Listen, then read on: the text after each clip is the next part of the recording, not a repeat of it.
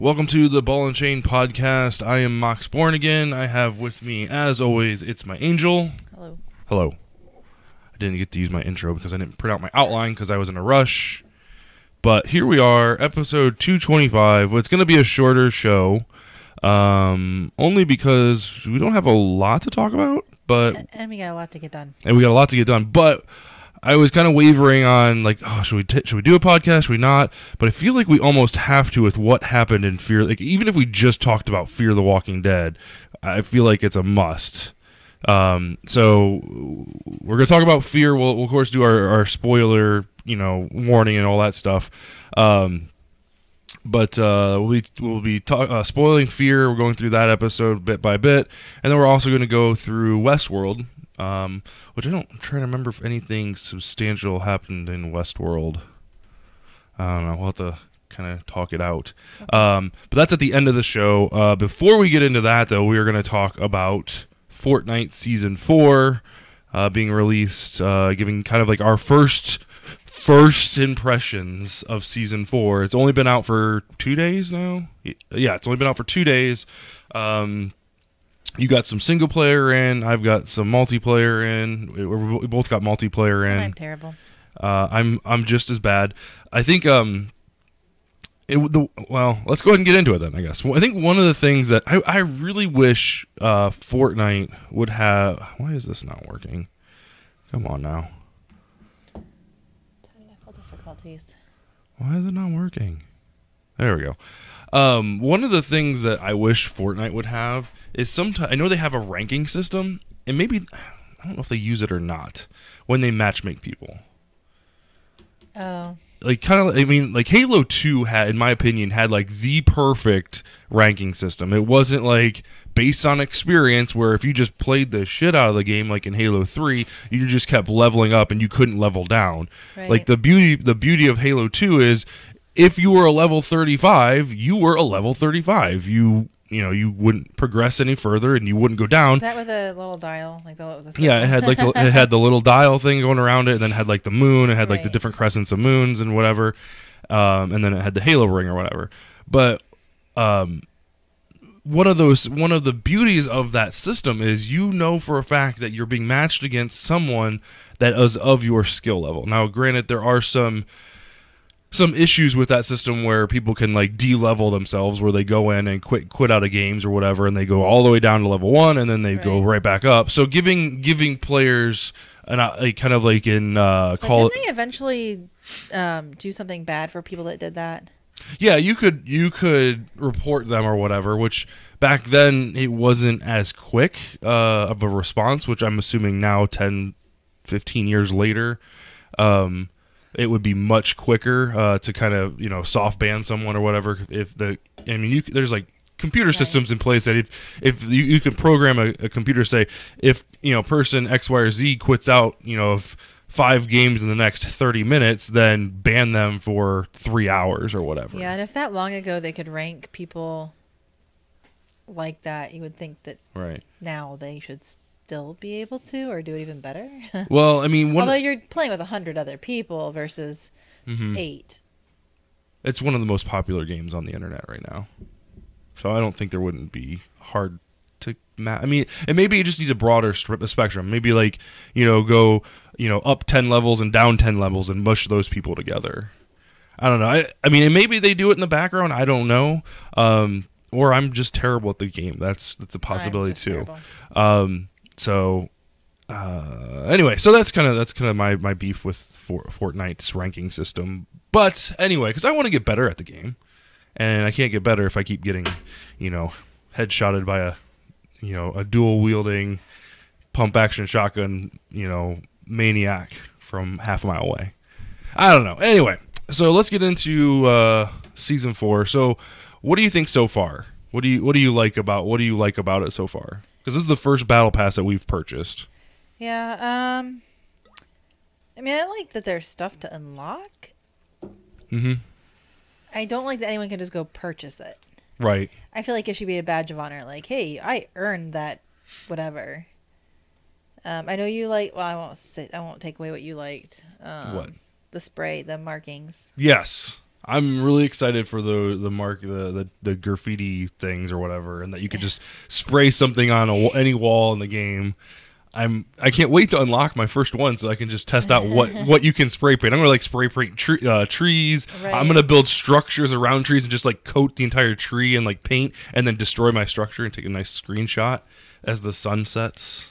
Oh my goodness. I don't know. I'm pretty excited about that. It was neat. I mean, we tested it. I tested it yesterday, just like once. And that wall survived like several grenades. It did. It did. Like I said, I'm really terrible at the game, and I haven't played that much of it. You've played a lot more Fortnite than I have. It's definitely one of those skill-intensive games. And so like, I just don't have time to be gaming. That's my problem. Well, I think it's one of those things. Like once you kind of get the building is a really big part of it. If you get hit, you get shot once and you're not sure where it's from. Shoot people though. I feel like I aim and my bullets I don't know where they go. Well, part of that I think is you get so disoriented. I did the exact same thing because I would approach this game like a Halo game or Call of Duty game where I get shot and I'm like, okay, who's shooting me? I'm like looking around, and by the time I find the person, I'm already down to like 30 health, and they're still pinging away. I'm like, all right, I found you. I just start pulling the trigger, and then I die. With this game, if the trick is to once you're getting fired at, the first thing to do is build the 4 walls around you and then the ramp up. So then you've got your protection. You can kind of scooch up a little bit, and since it's a third person view, you can kind of, without poking your head out, you can kind of tuck your head under and like kind of pan around like, okay, the guy's over there. So now you've only been shot at and possibly hit. And now you know where your target is. You can, okay, he's way down there, so I can switch to my shotgun or my pistol. I can switch to my assault rifle, and you kind of and then line up your shot from there. So it's really about that first building, and trying to protect yourself, protect your health, essentially. So it's getting quicker at that. Trust me. Okay. That's how I survive an extra 30 seconds. Because they just end up building up and then dropping down and killing me. So from there, you just got to build a roof over your head, and then you're just boxed, and you're like, all right, come get me. So, was there any skins that you're looking forward to unlocking? There was one way up high. I don't remember what it was. The one chick looked really cool. Was that the one that had like the striped pantyhose and like the shirt Not the thing? Lollipop one. The darker looking one. With the green? Like the dark red, maybe. Oh, the superhero dark red. Like she had the dark red skirt or whatever, maybe. Like metallic looking thing. Yeah, that one did look pretty sweet. Kind of high up. I think she was like 40 or 50 up there, something like that. Yeah, I'm looking forward to the Omega thing, like level 100. Gonna have to really grind that one out. Yeah, good luck on that. Gonna have to grind that one out. And apparently, there is unlockable like different pieces for him. So like you can after you hit 100, you can customize like his shoulders, his breastplate, and I think his helmet or whatever. And I think there might be some other ones, but there's starting to be some more information popping out about that. So I'm really kind of looking forward to that. Not gonna buy it, that's for sure. Going to play my way to it. I don't know how many hours of gameplay that is. What about the challenges? This is our first time really kind of with the free pass. You get a couple challenges, but with this one you get a lot. And I never looked at the challenges because again, I've probably only played a handful of times before this. But I mean, it gives you more to like focus on, right? I guess. I like that they're not all just like killing too. Right. Like finding the letters is kind of fun and right. I like the ones that opening chests, landing in different locations and stuff like that. Yeah, they kind of make you explore a little bit more than just like. Right. Yeah. I'm right there with you. Like the rewards for just playing the game are fantastic for mediocre to lesser players because we can't go into every game getting 30 kills. Right. So progression would be bonuses. Right. Progression would be impossible.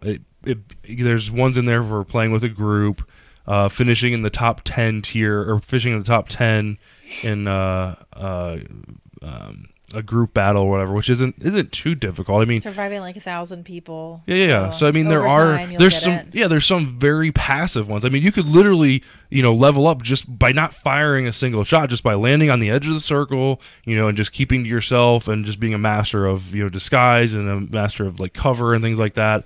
Obviously, you need to protect yourself, so you know to last as long as possible. But there are those kind of passive types of challenges that are out there, and that's kind of what I like to see. Like, it's not all about shooting and killing and murdering and, you know, who's the best at it. It's only going to be the ones that have the top tier things. It's all about, you know, a little bit for this person, this player, a little bit for this type of player, a little bit for like everybody. Right.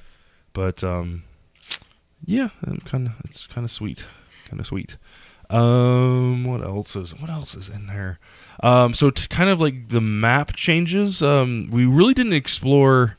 We kind of stayed away from the crater last night when we played. A lot of people are heading out there. Yeah, I'm kind of assuming that's what it was. Like, there's what, 2 or 3 craters in the whole map now. Like, there's one huge one where Dusty Depot was. Now there's only like 2, 1.5 hangars, and the other one's completely gone. But yeah, there's a lot of people that go in there for a good reason, because there's crystals in there that you can break, and then you get like the super jumping floaty thing going on.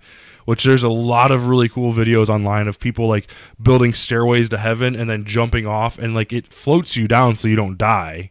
Like, you won't take any fall damage, and they'll just keep building up until someone starts shooting at them, and then they'll jump off, and like the person's still shooting, so like, okay, you're right there, and they just kind of float down and then just like shotgun them right as they hit the ground. Like, it's beautiful. They never see it coming. I want to try it, but I'm probably not that good. Okay. So there's that one. They put in a new a drive-in movie theater right next to the one houses that I really like to, FaZe and I like to land on, like way in the upper right northeast corner of the map, which has some crystals and stuff like that you can pick up.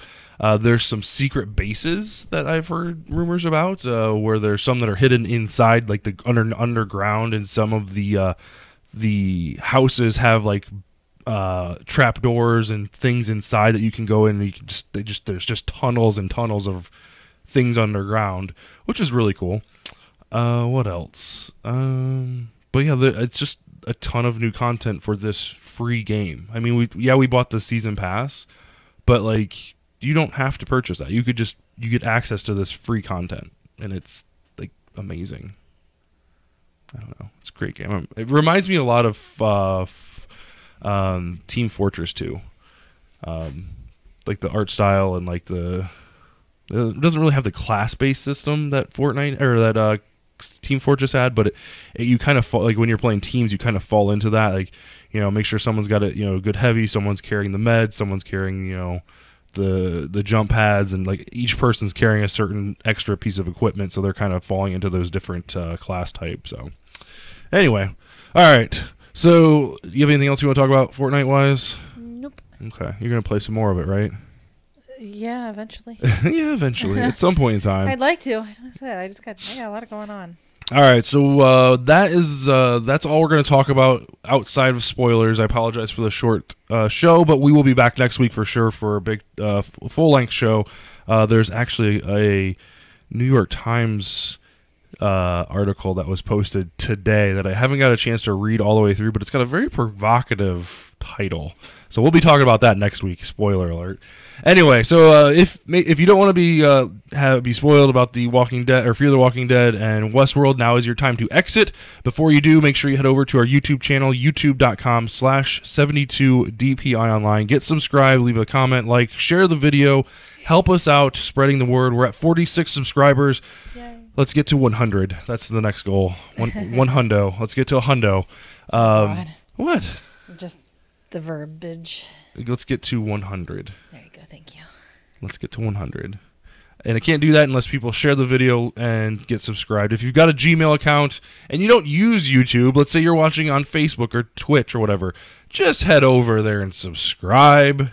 The more people that watch the videos and subscribe, the more, you know, the YouTube gods say, hey, let's recommend this video to other people, and this channel. So anyway, all right, so this is your warning. We are going to be spoiling Westworld and Fear the Walking Dead. Which one do you want to start with?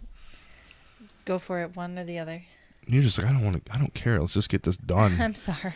All right, well, let's talk about Westworld first. So this episode was called Reunion. Oh, yeah. Episode 2. I was trying to remember what actually even happened. It started. We saw some flashbacks. We saw some way flashbacks. Yeah. Like we've discovered that to kind of coax investors into investing in this concept, they would bring the a lot of the people, and the hosts would be in one room in the real world. Mm-hmm. Well, they took him to like he thought it was gonna be a private showing or a private right. talk or whatever. So they took him to kind of this. It looked to me like a penthouse. private hotel like a room penthouse. or filled with people, and we saw William, or the Man in Black, back when he was young. And if you recall, the brother-in-law, Mm-hmm. or future brother-in-law, I future think, at the brother-in-law. time. And from the first season, it was his future brother-in-law had taken him for, I think, his bachelor party kind of thing to Westworld, where their father is an investor. The brother-in-law's father is an investor. His name is Hector. Hector? Yeah. No, that is that's one of the. That's one of the. That's the That's Maeve's little interest. Yes, it is. Where's that guy at? Logan. Logan? Ben Barn, down there at the very bottom. Oh, there he is. You're right. Yep. What has he played in? Like he looks familiar. I don't know. The Punisher. He was in The Punisher. That's right. Huh. Okay, anyway, go ahead. Anyway, so we actually see flashbacks to the Delos Corporation. Yeah. Whoever it was at the time, and a young Arnold, who's the actor who plays right. Bernard, but it wasn't Bernard, it was Arnold. And you hear Anthony Hopkins' voice in the background, but a young Anthony Hopkins character as well. And they're testing out. He says not to take Dolores, that she's not ready. Right. So then we see them have this meeting with the one future brother-in-law of the Man in Black, Logan. in the past, Logan. And they take him to that penthouse, like you said. And he's like, "Well, I thought this was supposed to be a private showing. Yeah, he sees I the don't crowd really of want people. Yeah, I don't want to invest. There's someone playing the piano. There's people mingling, and the girl who met with them, who we have since seen many, many times. Mm-hmm. She's also a host. She goes, "Well, you would be surprised. This is a private showing. Right. Take a look. Pick us out or something like that." Right. And he starts looking around, and his jaw he just thinks drops. it's just the girl, the one that he originally met with, and he's like, "You're just too beautiful to be a human. You've got to Right. be one of them." And she says something, and everybody pauses. Right. Like the whole room, it's literally everyone in the room is a host. Yeah. And he's just like, He's like, "We don't have the like." Basically, what he was saying, this isn't word for word, but basically, saying is like, "This isn't possible. Like, we're not here yet." I think he's what Right. he said. Like, Yeah, we just yeah. don't have the technology for this. How have you guys done this? Basically, and so they obviously, as we know, convince the father to invest. We do see the father go to Westworld. Correct? Yeah. Yeah. Because Yeah. you see Dolores paused as the can rolls up, and Teddy, Right. that And whole that's- and interaction. that's- That's the day to day. And that's kind of when Will almost confronts him almost and says, he's like, he basically says, I'm not really interested in investing in people's pipe dreams and, virtual reality and all this. And he's like, you give this time, and this is the future. this is going to be reality. Right. Which little do they know that it becomes a very, very scary reality with people dying Right. and the bots going Which wild. I found all that very interesting because, well, I'm trying to recall if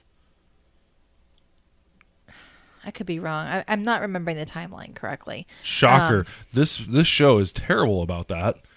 Well, Sorry. no, I mean, when William and Logan first go to Westworld, I'm trying to recall if they were already investors in this in this project, or if they were going there to scout out for an investment.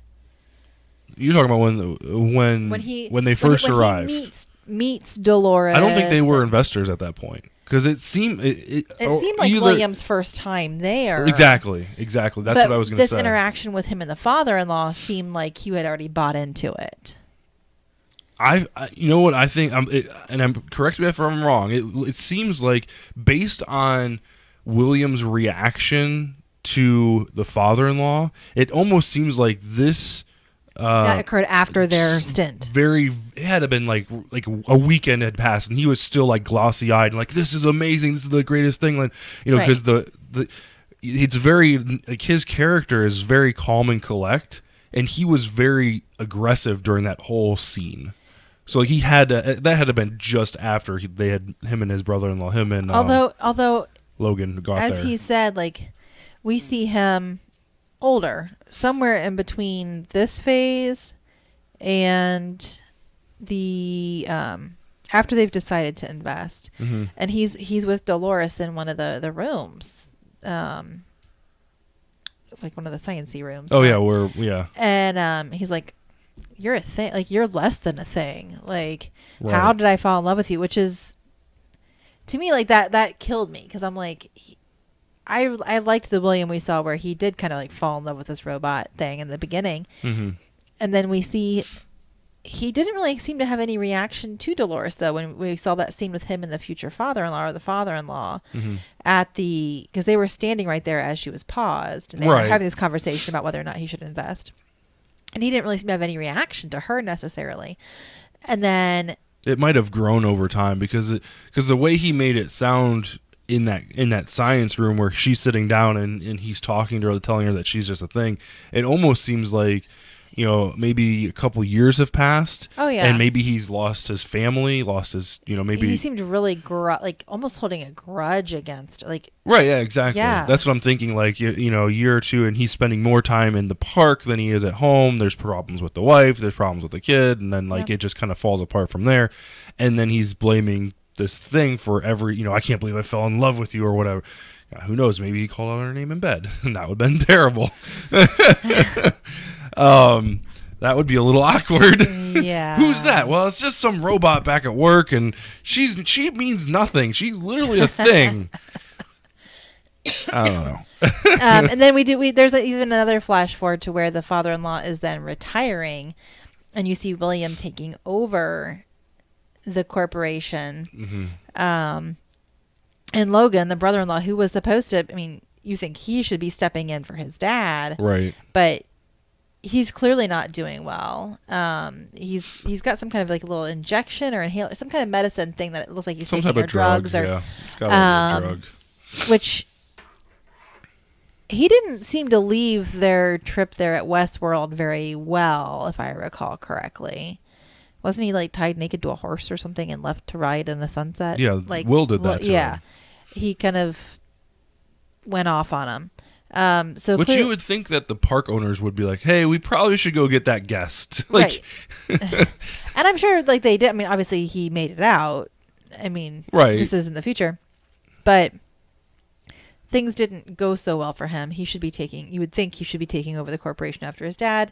Instead, we see that it's William. He's obviously not doing well with taking whatever this drug is for pain or for psychiatric issue, whatever the heck it is. And Dolores is there.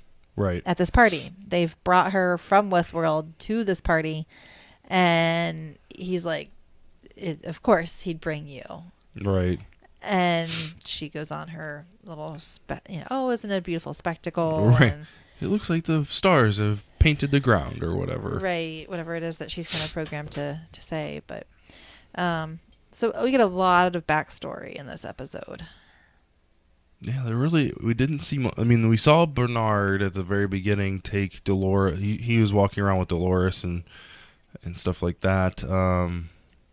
Not Bernard. Or I'm sorry, Arnold. I always get that confused between who is who or whatever.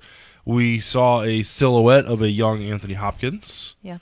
Let's see. But I think it was all pretty much flashback because she was talking to Teddy in the very beginning. It was where it was kind of current. Not all flashback. We did see Dolores, future, and Maeve having an interaction. They had an interaction. Clearly, Maeve is hell bent on finding her her daughter. I don't think she teamed up with Dolores. I think they just rode past. But Dolores basically confronted I don't know. I think it was a group of soldiers, maybe like a Civil War soldier or whatever. That's right. And Yes. and they declined her offer, and then they all got murdered, and she reprogrammed them, and she's basically creating an army. Right. But again, here Teddy's alive, and we've seen future Teddy drowned in a... Right. Teddy has a major meltdown in one of the science-y rooms where... was that this episode where she says, ask them why they're doing this, and the scientist guy is like, I don't know, and he picks her up and throws her against the wall or whatever. I think that may have been. There's just a lot going on, and it's a lot of it's hard to explain like talking like this because there's just a lot of crossing over of time. It's not coherent. Time frames. It's not coherent. Like it's not a straight line. It's literally like this episode was 55% backstory and then 45% current story. But even in the backstory, there's different time frames. Oh, it's not like here's all backstory. Here's an hour of this month that happened straight. It's right. Here's this time frame that happened at the beginning of the park. Then there's probably like a span of like 20 years there. Yeah, probably like 15 scenes from 15 different time periods. Right. It's just like, wait a minute. I know this is in the past, but where exactly in the past does this fall? Like, There's no subtitle saying 15 years ago, 55 years ago, 10 years ago, present day. Like, it's left to you to kind of figure out what's going on, which I like. I mean, I don't have an issue with it, but it's hard to kind of, especially as we're talking it through, and you say, oh yeah, then this happened, and oh yeah, then we're jumbling it up even more than it was. But sorry. Right. Cool. Well, I'm definitely. I didn't care for the first episode. I need to go. Like I said last podcast, I need to go back and watch the first season because I feel like I'm missing out on a lot of information. And I think that's why I didn't really care for the first episode because I was just so out of the loop of what was going on. But I feel like the second episode really kind of was like, oh, okay, now I'm kind of following back Getting along. back in the groove. The robots are revolting and they're trying to kill everybody, and this group is trying to hunt down this group, and this group's trying to escape. And some of the robots are killing other robots, and right, yeah, exactly. All right. Moving on, Walking Dead. I keep saying Walking Dead. Fear the Walking Dead, episode 4. Or episode 3. 2. No, it's not 2. It's episode 3. It's definitely episode 3. It started back the same week as... No, What's Your Story? Another Day in the Diamond. Is it Another Day in the Diamond?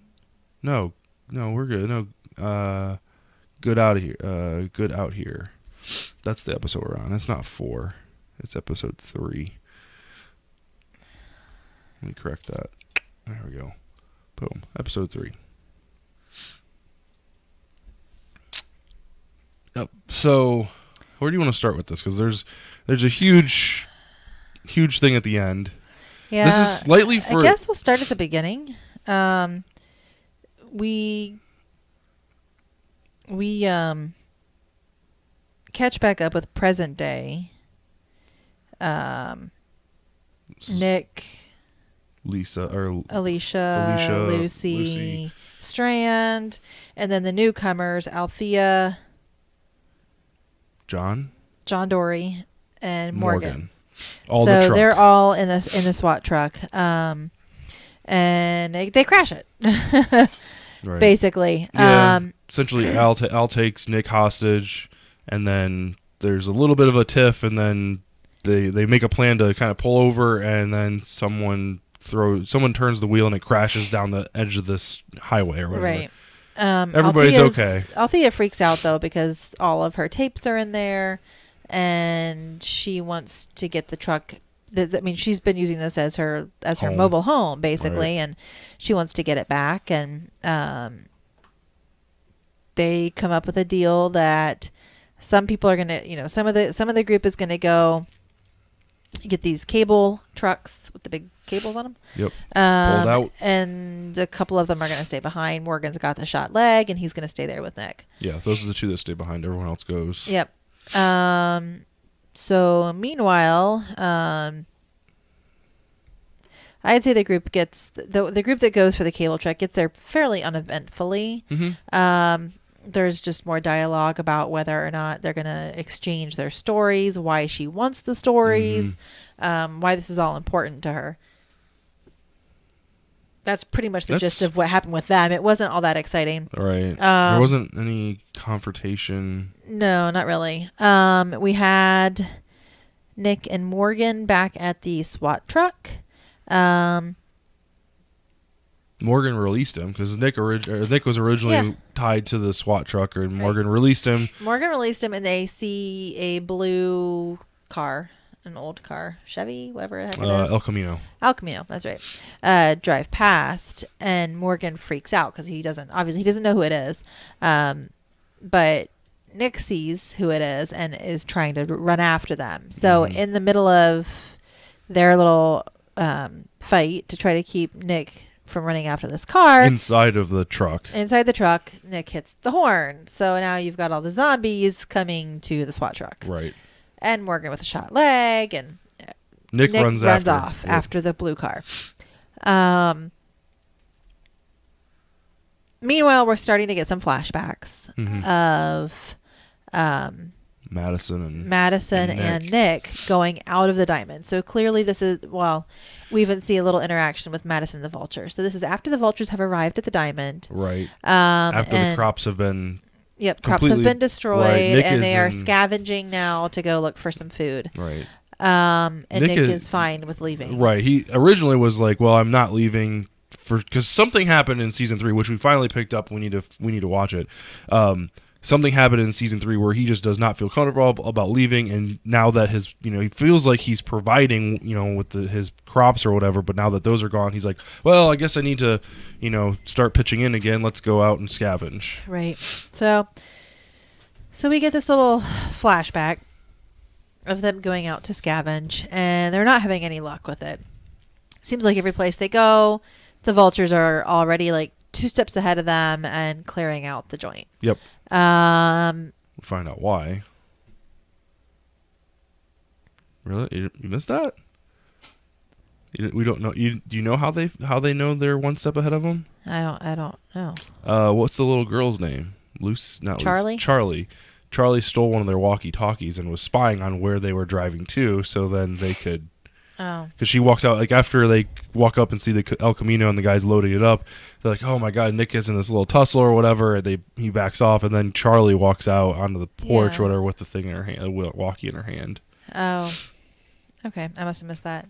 But yeah, so she clearly does not want to be a part of the diamond. Yeah, well, yeah, and so yeah. I guess one part of that interaction that I really liked was he and Madison were talking in the car, and he's like, I just don't know how you come out here all the time. And one thing she says is, when I come out here, I look for signs of things that are good. Right. Or that, people at one point weren't always bad. I'm looking for the good in people helped each other. Right. They're still good in this world. Right. Or that there was good in this, just looking for signs, looking for a sign. And they come across a patch of bluebonnets, the flower that grows pretty wild in Texas. And she's like, "Well, here, see, this is the sign." So that's pretty much the gist of that flashback. Right. So going back into present day, Morgan does escape the zombies that are coming to this SWAT truck. And meets up with Nick in, I don't know if it's a town or it looked like maybe a farm kind of an area. Right. Well, before they meet up in the town, Morgan does save Nick's life because he gets attacked by a couple zombies or whatever. While looking at more bluebonnets. Right, exactly. So there's a little bit of a tie-in there. Right. Which his reaction to those flowers, and again, still the fact that we've not seen present day Madison, really makes you think something bad happened to her. Yes, something very bad for him to run off like that, and then once they get to said town, like Morgan, and he's looking at this flower because he's remembering. It's clear that the flashback with him and between Nick and Morgan is is his, he's looking at this flower and he's remembering the trip he took out with her where they saw those flowers. It's right. all, kind of intermingled there. But yeah, something clearly has gone very wrong with the vultures and what they did, and with the fact that we're missing Morgan. So yeah, Morgan comes up and not Morgan, they're missing Madison. Right. So Morgan comes up, like you said, saves Nick's life, and they wander onto this farm. And they talk about, again, Morgan is trying to talk to him about, yes, I've lost my... Nick saw part of the tape where he says, I lose people. Then I lose myself. And I lose myself. And Morgan explains what that meant. My friends, my kid, my wife, they all died. But I found that I don't have to kill people. Right. And that it doesn't end the way you think it's going to. You may think you're going after vengeance, and that you're going to feel better after you do. But it's going to come back to you somehow in a bad way. Like that it's not, things aren't going to end the way you expect, basically, is what he was trying to tell him. Right. Which, that's what they saw with Negan. That was his last interaction there, was they thought they were going to build this better world by taking out this bad guy. And by doing that, by setting down that path, so many other people died. So many other bad things happened. Even Morgan told Rick, we're worse than we were before. Worse off than we were before. Yep. Yeah. But we had to do. But now we have to finish it, and right. So, I think he's drawing on that experience here when he's talking to Nick about. I think he sees a similarity in the situation. Like, look, I know this is they've done something to you, but you don't want to go down this path. Right. And he gives him the little Art of Peace book that was given to him by Eastman. Yeah. So they kind of separate ways for a minute. Right. And Morgan comes across blue. Well, Nick says, I'm it's too late for me, and kind of just it just continues down that path. Doesn't take the advice. He takes the book, but doesn't take the advice of Morgan and just goes. And because Nick is the first one that gets to the, really? Morgan sees it, and then Nick comes, and Morgan's between the two, and he says, "Just walk on." And he tries to stop him. Oh, that's right. Yeah, he tries to stop him because they do come across the blue car, and one of the vulture guys, the brother of the leader, is standing there, and he's like, "Oh, like you're still here?" Like he was like surprised that Nick was alive. Right. So again, leading to the fact that there maybe have been a big showdown or something where they thought they killed all of the baseball diamond people. I'm not sure exactly what the situation is, but he was very surprised to see that Nick was alive. And Morgan's there with the stick trying to block Nick, saying, just go, turn the other direction. Let it go. Right. And Nick's, again, like you said, he's like, no, I can't. So Morgan's like, fine, do what you have to do, but I'm not going to be part of it, and starts to walk back towards where the SWAT truck was. That's right. But then he does turn back around, and at the last minute, he sees Nick coming back out of the silo or whatever it was. Right. Then we flash over to the group they get the truck out of the ditch or whatever, deal with some of the zombies, get the truck out, and then drive up. And we didn't talk about how it happened with Nick. I know it hasn't happened yet. Oh. Because essentially the truck pulls up and they see Morgan walking away from where Nick was, right? And because they interact first, and then you hear the no, we haven't got there yet. So Morgan walks down the path, goes back to the silo. Mm-hmm. While Morgan had been walking down the path, Nick goes after the vulture guy and impales him on the antlers. Right. And you see, and he and Morgan meet up. They talk about it. He's got blood dripping off his hands. And then Morgan does walk back down the path a little ways. Right. Which is when the SWAT truck drives up. Right. Is that what I just said? We hadn't discussed the fact that he had killed the vulture. That's right. What I was going back to. I gotcha. Okay. Go ahead. No. I was waiting for you. So yeah, so Nick's sitting by himself. He pulls out the Art of Peace, and he's got the blue bonnet in his hand, and it's kind of superimposed on his face, and he's like sitting on the porch or whatever, and you just hear this single gunshot, and and Nick kind of like looks up like where did that come? Fingers. He looks up like where did that come from? And then he shows like it's his hand, it's blood on his hand, and then he just kind of collapse, and it shows Charlie, with the gun with super awesome aim from 20-30 feet away. Yeah, she saw him kill the guy with the antlers. Right, so she runs off. Meanwhile, Lucy and they just got out of the truck, and Alicia, they were asking where Nick was, and they hear the gunshot, and then they run after him, and there's just nothing you can do. He dies right in. And it was like a horrible, he just looked like he was in so much pain and shock and just right. It looked horrible. You can't imagine. Can you imagine what's going through his mind right before that very second? He's like, okay, well, this doesn't make me feel, didn't make me feel any good to kill this guy. And he even talked about it at the very beginning of this episode. He's like, I hate this. I don't hate this world. I just hate what it does to you. Right. When I come out here, I can see the person that I'm going to be, and I don't like that person. I'd rather stay back in there and be Farmer Rick. Farmer Rick. Farmer Rick. Not so much. That doesn't bode well for Farmer Rick. Anyway, so, he's got this, book of peace in his hand and blue bonnet that he's obviously in remembrance of his mom because something terrible has happened, and then he just poof. Yeah. And that's the end of his story. I know. And I felt like there was so much more to explore with him. Like he was just coming around the curve. Like he was this, the very beginning of the series. Granted, we haven't seen his season 3 character. This is true. So maybe this was like his moral ground person. But we also know that, at least according when we watched Talking, they did say that he actually wanted to do some other projects and had asked to come off of the show mid last season. So they had to find a way to get him out. So yeah.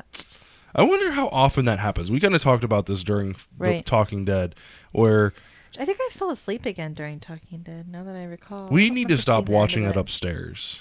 We have to come down. I fell asleep on the couch, too, though. Okay. Well, stop falling asleep. You need a caffeinated drink. But I wonder how often that happens that we don't hear about it, right? That's the first time I think we've heard about someone requesting to be off a show. Well, it seems like when we talk about when they bring somebody who's died on, they're always in tears and they're sad about leaving. Right. And Chris Hardwick even stated, he's like, well, he couldn't have been on, we couldn't get him on the show tonight because he's not even in the country. He wasn't going to make it. So it just seems maybe he was just checked out. I mean, could be.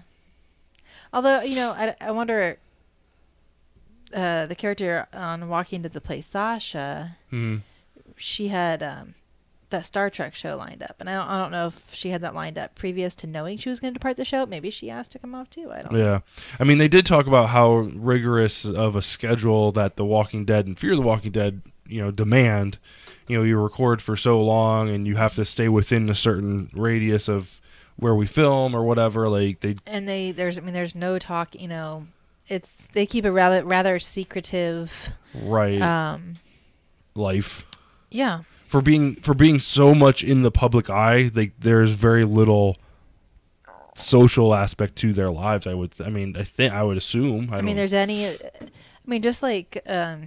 It's very similar to Game of Thrones. When Jon Snow in real life cut his hair, everyone's like, "Oh my God, he got killed off!" It's like, or "Oh my gosh, he's in Belfast." You can't go to the scene of shooting without people speculating and trying to get drone video overhead of the town to see is he on set? Is he So yeah, they do try to keep a pretty confined. You know what would be an interesting experiment with Fear, because Walking Dead. The Walking Dead proper series is very much following a decent set of characters for a long time. I think we still have Michonne, we still have for a while. Carol, we still have Daryl, we still have Rick, We don't have Carol, Daryl, and Rick are only 3 original first season people. Right. We did have Morgan, but he's no longer on that show. Well, he was gone for a long time too. Right. So, and then we've got quite a bit of, a good cast of people. Like, it would be interesting if Fear the Walking Dead was like just a constant rotating of characters. Which, I mean, heck, it's only on season 4, and I think they're down to Alicia Strand. Maybe the mom, but we don't know where she is. We don't know where she is. We're seeing her still in the season as flashbacks. Right. And then what about what's the guy's name that tortured the soldier in season 1? Oh, yeah. I can't remember his name. Daniel. I don't know, the prick. I don't know. We don't know. I don't know if he died in season 3 or not. I'm not sure if anybody I heard knows. that there was a surprise that he came back. Right. We thought he was dead in season 1. I don't remember. Or was it season 2? No, that was season 2 when they're at the house. No, when they're on the house. Yeah. So I feel like it'd be interesting to see, like, we follow these 3 characters, 2 of them die off, and then our one character meets up with this other group of 5 characters, and then she dies off, and 3 of their characters die off, and it's just so like you don't keep main characters. Well, not necessarily, but like you just kind of see you see like a wider cast of people. It would be and I say an interesting experiment because I don't know if it would work or how the storytelling would play out, but it just would be neat to see, and like, if you'd keep a more traveling type of group. I don't know. Yeah, I think it's hard to keep attachment though. I mean, part of a good show, I think, is feeling attached to those characters in a way. Otherwise, you just don't feel. I'm sorry, the Game of Thrones says hello. They kill off people like every episode. They do, but the people that we really care about have been around since the beginning. You didn't care about Ned Stark? He was an awesome character. No, I'm just saying that, like, people that have been introduced in later seasons you may not care about as much as some of the originals. I got you. Yeah, you still have Daenerys and Jon Snow, and I mean those are the people that, like, you really follow when you're following Game of Thrones. I mean, yeah, you're still interested in the rest of the story. What's the Arya, Bran, Sansa. Like, all the kids survive. No. Most of the kids. The one Joffrey brother got killed off at the wedding, and his pregnant wife stabbed in the gut. Yeah, that kid did not see the light of day, unfortunately. Yeah, and the one that got arrowed in the back as he was running to John. He started out as the little one, Rickon. Oh yeah, the one that was captured by Ramsay. I forgot about that. Oh God, that was a terrible death. Like, and that was he's like, I'm gonna be free. No, you're not. Right. Like, yeah. And oh my God. I remember? So all of the kids have not survived. None of the Lannister kids are alive. Yeah. Well, that was to be expected. They're all evil inbreds. So. 2 of them were good though. Only Joffrey was the evil one. Yeah, I don't know. So, all right. Is there anything else you want to talk about? Fear? No, I don't know why we're getting onto Game of Thrones, but we missed Game of Thrones. There's only 6 episodes left, and it's not even back yet. I know, not till next year. All right, guys. Well, thanks for watching. Really do appreciate it. Make sure you head over to our YouTube channel, youtube.com/72DPI online. Get subscribed. Leave us a comment. Tell us what you thought about the 2 episodes of Walking Dead, or Fear the Walking Dead and Westworld. I kind of want to get your guys' take on it. What do you think about the new Westworld of, literally killer robots? Yeah, we'll talk more about it, more about the newer episodes. We'll have more comments and more stuff about Fortnite next Wednesday when we get more playtime with it. Thanks for watching on Facebook. Also, if you watched on our Twitch channel, twitch.tv/72DPI online, you can check us out there every Wednesday evening, right about the same time. Just depends on when the kids get to bed. So, All right, we will see you guys back here next week. Thanks for watching.